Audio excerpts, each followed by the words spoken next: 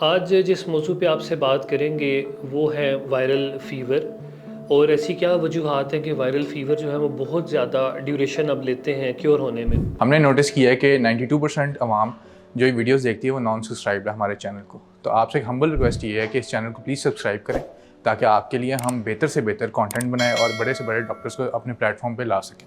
Thank you.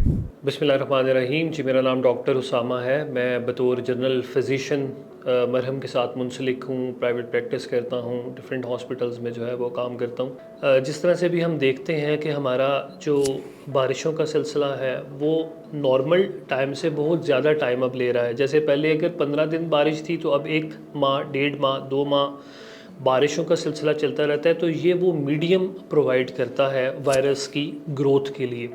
Number 2 پہ immunity, ہماری immunity over the time بہت زیادہ ویک ہو چکی ہے۔ اس میں سب سے امپورٹنٹ فیکٹر جو ہے وہ سٹریس ہے، کچھ ورک ریلیٹڈ سٹریس ہے، کچھ کوئی فائنینشیل ایشوز کے ریلیٹڈ سٹریس ہے۔ تو سٹریس ایک جو ہے وہ انڈائریکٹ فیکٹر ہے کہ جس نے ہماری امیونٹی کو جو ہے بہت ویک کر دیا ہے۔ پھر اس کے بعد ہم کھاتے پیتے پراپر نہیں ہیں، ایک ہیلتھی ایک بیلنس ڈائٹ نہیں لیتے، جس کی وجہ سے ہمارا immune system then again week ہوتا جا رہا ہے، اور اوور دا ٹائم جو ہے وائرل انفیکشنز جو ہیں وہ بہت زیادہ ٹائم جو ہے وہ لے جاتی ہیں ٹھیک ہونے میں۔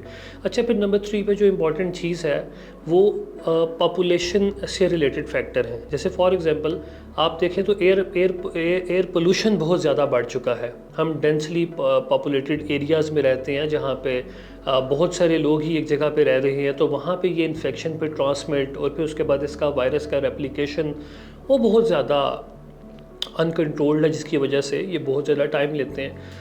اب یہاں پہ ایک سوال ذہن میں یہ بھی آتا ہے کہ کب ہمیں پریشان ہونے کی ضرورت ہے، کب ہمیں ڈاکٹر کو وزٹ کرنے کی، کیونکہ عموماً ڈاکٹر یہ کہتے ہیں کہ 5 سے 7 دن کے بعد جو ہے یہ وائرل انفیکشن سبسائڈ ہو جائے گا۔ تو اگر آپ کو جو ہے وہ بخار 5 دن سے زیادہ ہے، یا اس کے ساتھ آپ کو جو ہے وہ ڈی ہائیڈریشن کے سمٹمز آنا شروع ہو گئے ہیں، کنفیوژن ہے، آپ کو ایسے لگ رہا ہے کہ جیسے میں جو ہے وہ پیشنٹ کنفیوز ہو رہا ہے، اس کو ڈی ہائیڈریشن بہت زیادہ سٹارٹ ہوگی، یا اس کے فیور کو 5 دن سے زیادہ کا عرصہ گزر گیا ہے، تو پھر آپ نے فوری طور پر میڈیکل اسسٹنس جو ہے وہ لینی ہے۔ سو دس از آل اباؤٹ وائرل فیورز۔